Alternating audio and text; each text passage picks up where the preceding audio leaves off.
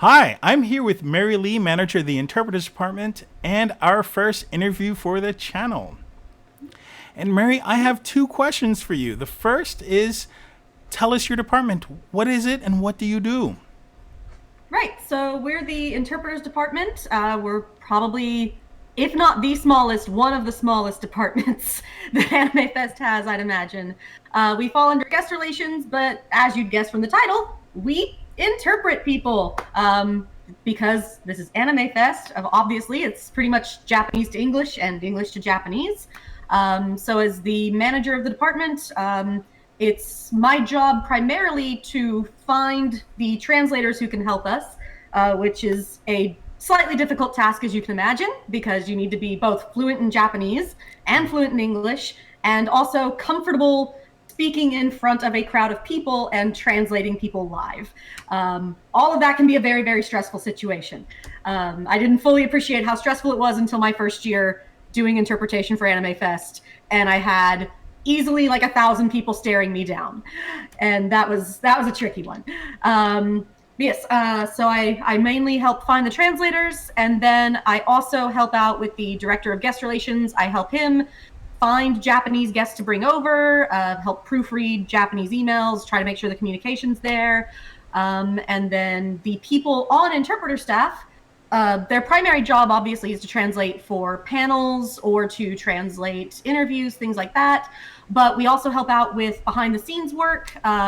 So for example, my first year, I was assigned to translate for Flo, the musical guest. Mm-hmm. So I had to translate not only their Q&A panels, but also when they set up their stage for their Saturday night concert, I had to be there for all of setup and help arrange, okay, here's where the platforms go, here's what you want, here's how they want the sound to go, here's everything.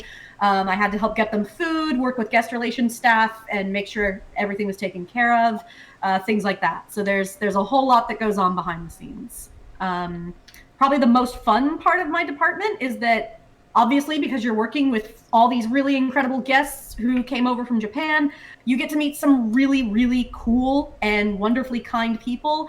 Every time I go to Japan now, I still have dinners frequently with people I've worked with in the past.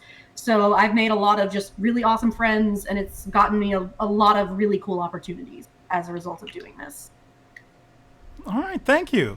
Now, AnimeFest, his parent company is, of course, World Fandom. So the second question that we want to ask everybody is, what is your fandom?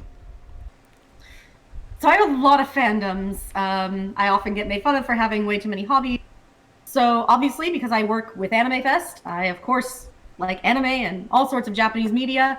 So I think right now I'm mostly watching Uramichi Onisan and also reading up the light novels of Devil is a Part-Timer, trying to gear up for season 2 having been announced. Super excited about that.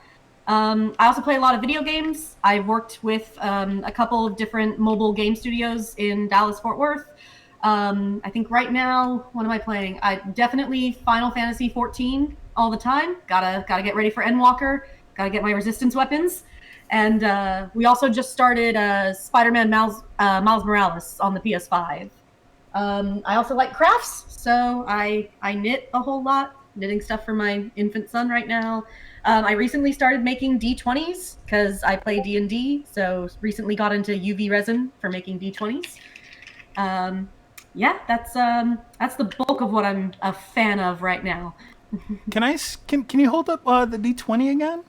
Yeah, sure. I've got a couple. This is one. It's my husband's very first time playing D&D, and he also plays FF14 with me. So this is a FF14 Sprout icon put inside a D20. Oh wow. There's also friends of mine wanted like a little vampire themed one, so that's black with red and gold. Another friend just wanted purple, so she's got purple and gold specs to match. That's really nice. How what's the process of making a UV resin D20? So the UV resin is a lot simpler than kind of the professional way to do it, which would be proper resin where you're mixing the two equal parts and you put it in a pressure pot. That does get you a much higher quality, I think, though I don't think the UV resin's a bad quality. UV resin is honestly just as simple as if you just want to clear dice, for example, you take your mold, squirt the UV resin in from the bottle, put it under the UV light for 2 minutes. You have a dye. You're done. Once it comes out, you just have to paint the numbers in. You just take any old acrylic paint and you just take a paintbrush, slap it in there, wipe off the remainder with, I use baby wipes because that's what I've got around, and dye's done. I've tested all of them. They don't have weighting issues.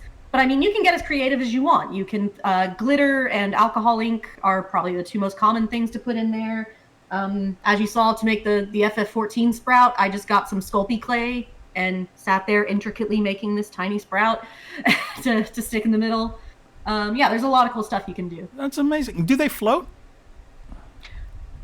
So you mean the thing in the center? No, the dye itself. How heavy are they? I imagine that they would float. I've never actually tried it. Because a trick that was taught to me, as far as to check to see if a dye is weighted, is if it can float, you get it in a mixture of salt water until it can float, and you just kind of roll the dye. And you do that a few times to see if it just kind of keeps turning or settles on any particular area or not. Yeah. Just get like a glass of salt water now and try it. But yeah, just some a random thing that I was taught. Me, my opinion of it is you're not taking the dice to Vegas. So I have a friend who obsessively weight tests all of his dice. And mind you, he has the worst dice luck I've ever seen. But he is so paranoid about... Paranoid isn't... He is such a... he wants to be honest. He wants to be honest. So he weight checks all of his dice. Good to a fault. To a fault. And I'm like, buddy, none of us will care if you dice cheat. We're in a game together. We don't play last man standing kind of games. It's okay if you roll a 20 once every month. It would be nice to see what you would do with a critical success just once. But I get made fun of because, I make my own dice, and yet in our session last Saturday, it's like, oh, I need to open this door. And with my negative to my strength modifier, because I'm a cleric, I ended up with a 0. And everyone's like, you make your own dice. How do you still roll this? You could fix that yourself if you wanted. You know that, right? I was like, nope, it's okay. My God forsakes me sometimes, and we're just going to roll with it. All right. Well, I feel that I can probably talk to you forever about dice and making dice. So you've now given me a new YouTube rabbit hole to fall down. And there's really good channels. I think it's Ribinator is my favorite YouTuber. He's got just a whole playlist of, he makes dice out of, one of them is like with Reese's Pieces and stuff like that. There's all sorts of really cool stuff. Not just kind of wacky dice like that, but also just really, really cool stylistic choices. And they're all very professional. They look amazing. Yeah, I'm going to easily spend 6 hours on YouTube. Thank you. Happy to share. All right. Once again, I'm here with Mary Lee, manager of the Interpreters Department. Because we're a fan channel, we're going to pay some bills. All proceeds go directly to the funds to getting new guests. So we'll be back after this ad break. Thanks.